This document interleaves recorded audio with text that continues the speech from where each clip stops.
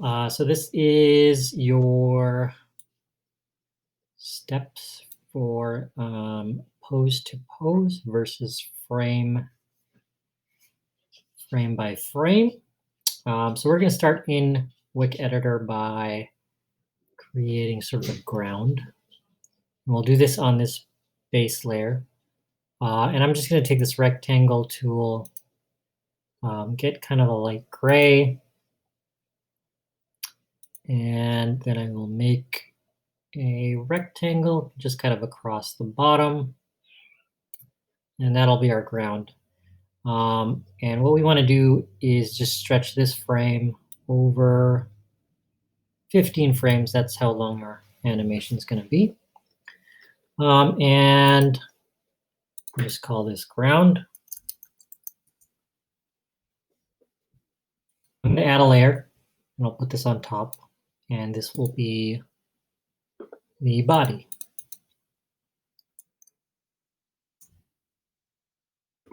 Oh.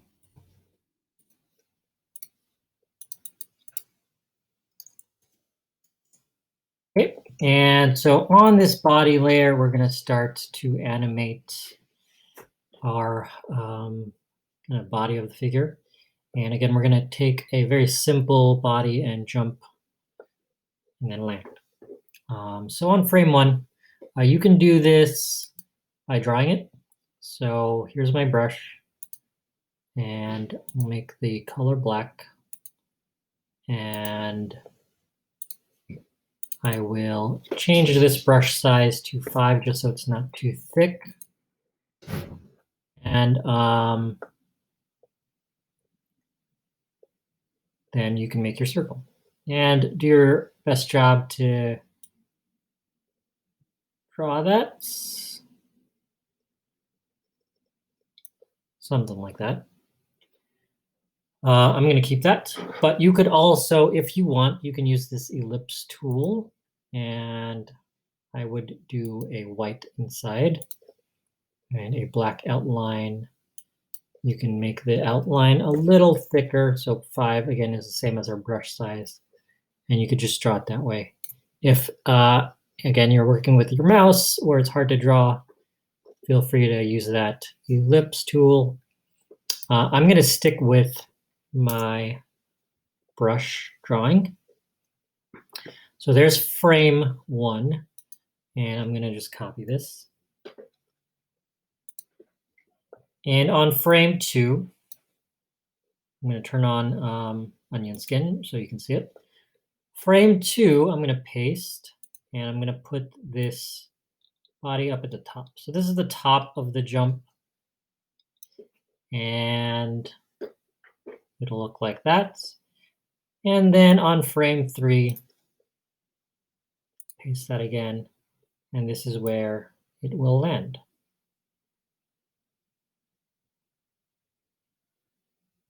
And I want it to be kind of at the same level. So now we have our extremes of our movement, and we can kind of start to build this up. Now, in the Wick editor, it's going to be easier if you change this setting here. Down to the bottom left, you'll have this gap fill mode, and you want to change it to this add blank frame setting. And that will make it so that it doesn't try to fill in the empty spaces. So now that we have these 3 frames, what we want to do is space these out. And pretty much I'm going to put 3 frames in between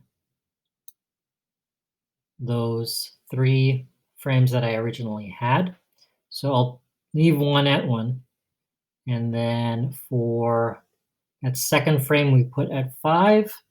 And then the third frame, we put at 9. And that's going to give us enough space to put in the frames that we need. And the next frame we're going to draw is frame 3. Now you'll notice that my onion skins are not going to be shown because of the onion skin kind of the window is too small, so you can actually extend this. So I can stretch that out, and that's going to make it so that your onion skins now will show you all those 5 frames that are near your selected frame.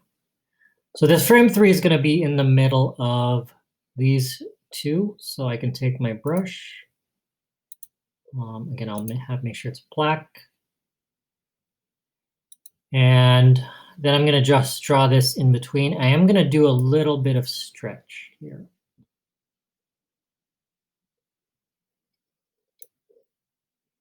Let me try that again. I just want that to be on frame 3.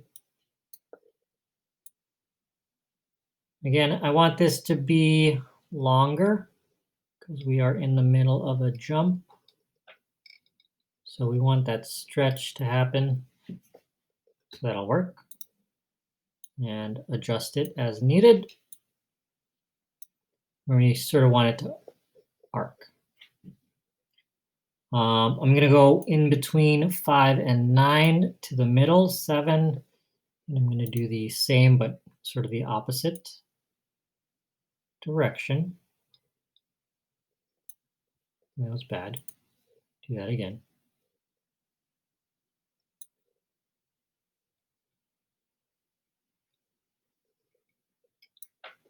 There you go.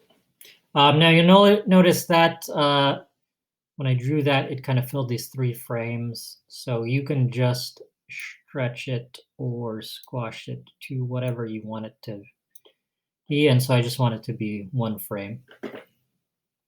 So that will be frame 7. And now I have kind of those intermediate positions for this animation. And now I can fill in those in-betweens. So I'm going to go to 2. And I want something in between 1 and 3.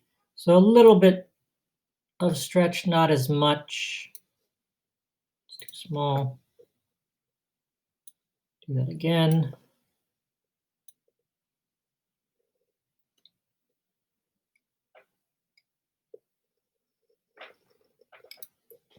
Again, if you're doing the shape, then you can just use your cursor to stretch and rotate that if you want to do it that way. I'll do that for a few of these, just so you can see how you can do it that way. So this will be a little more stretched than the first frame. And then 3rd is more stretch. 5, what I'll do is copy this. So I'll hit copy. And I'll go to 4. And I'll paste. And I'll just move it. And remember now, so this is approaching the top, so it can actually start to squash back down a little bit. And now we have our first 5 frames, and they look like that. You can exaggerate this stretch too if you want it to show up more. So I'm going to do that. And then again, it's going to squash up at the top. If you want to exaggerate that, and squash it down a little bit. And then again, more in-betweens. So frame 6, let me redraw that. A little bit of stretch, not too much. And then frame 8, it hasn't hit yet, and it's still falling. So I'm going to keep that stretch.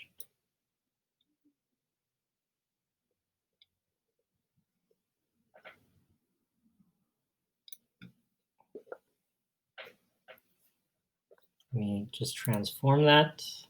I want that a little stretchier. That'll work. And now we have pretty much most of our motion. So let's see what that looks like.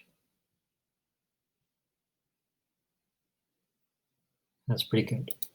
Now you'll notice this is kind of abrupt in how it starts and how it ends. It just kind of disappears. So what we can do is build this up a little bit. We're gonna stretch out that first frame. Now, before we do that, we got to move these over. So in the Wick editor, if you just hold Shift and click on these frames, should be select all of those. And then I'm going to move that to the middle. So the first frame is at 4 and the last is at 12. And then we can fill these in. And so what you could do in the Wick editor again is, this is our first frame. I just want this to start all the way at the beginning. So I'm gonna grab this left side, stretch it out so that it holds for those 4 frames. For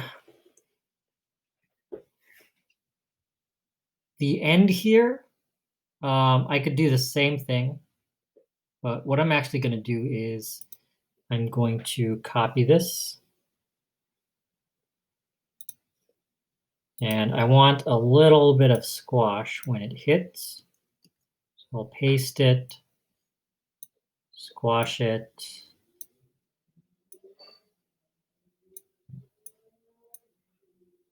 And then on the next frame, I'll paste it again. And then this one I can extend 2 frames.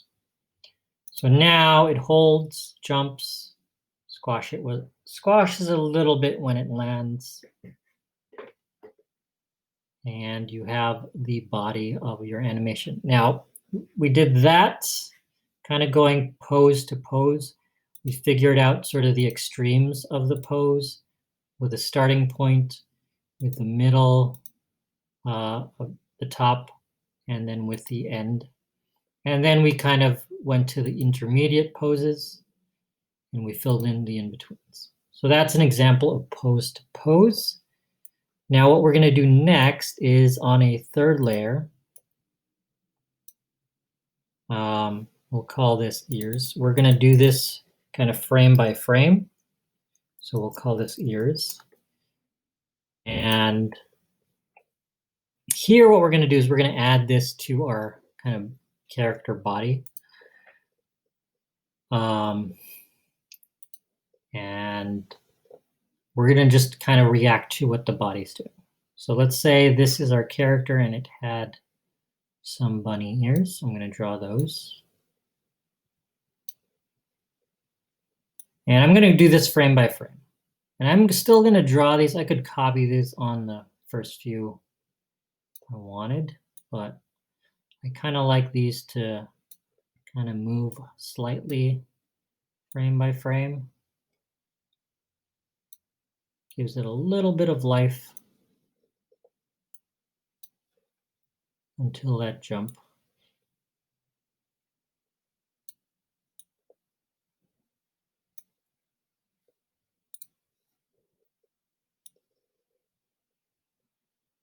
So now we have those first 4 frames. And again, let me get that little bit of movement. Now, during the jump, you still want to place your ears where they would be, but react to kind of how your body is reacting. So maybe now they're going to kind of move back a bit.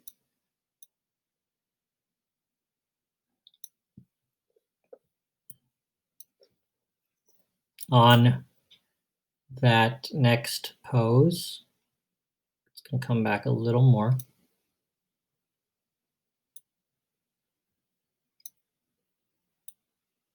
And then here, as it starts to slow down, maybe the ears are kind of catching up.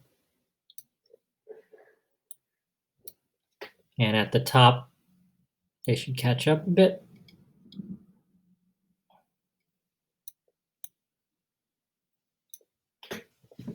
And then as they fall, these should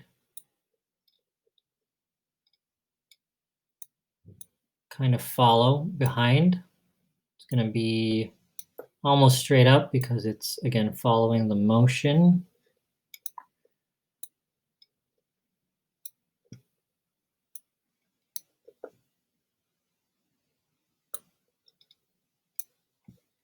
A little long.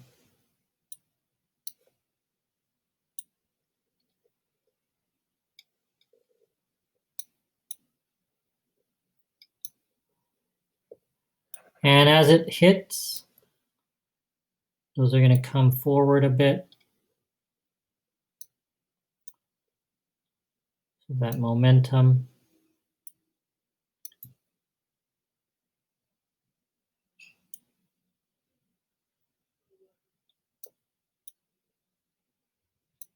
And then they can bounce back.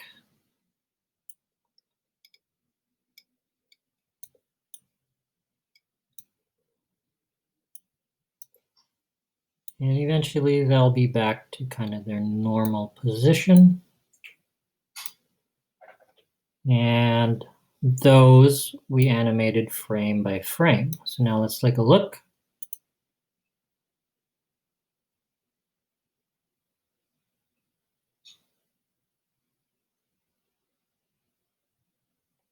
That's your animation. Now, here's what you're going to do. You're going to add something to this ear layer. You can add another body part. So if you're going to do feet, for example, and maybe, keep it simple, but there's some feet. And then go ahead and add that in for each of those frames. You could do feet, you could do a tail, you can do eyes, but you also want to make sure that that object, whatever you choose, is going to be reacting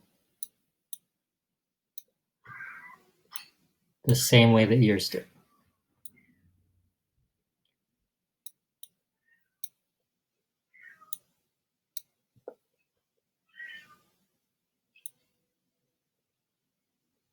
So here's my feet.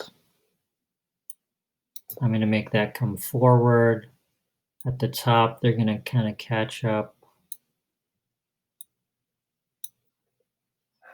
All right, now,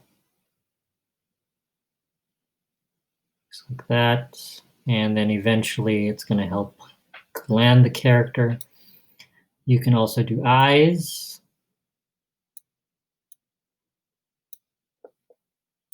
Or a nose, or an ear, or even an arm. But just go frame by frame and animate that as well. Okay, and then as always, you can export that and upload that. Make sure you save because this is going to be used on the next one.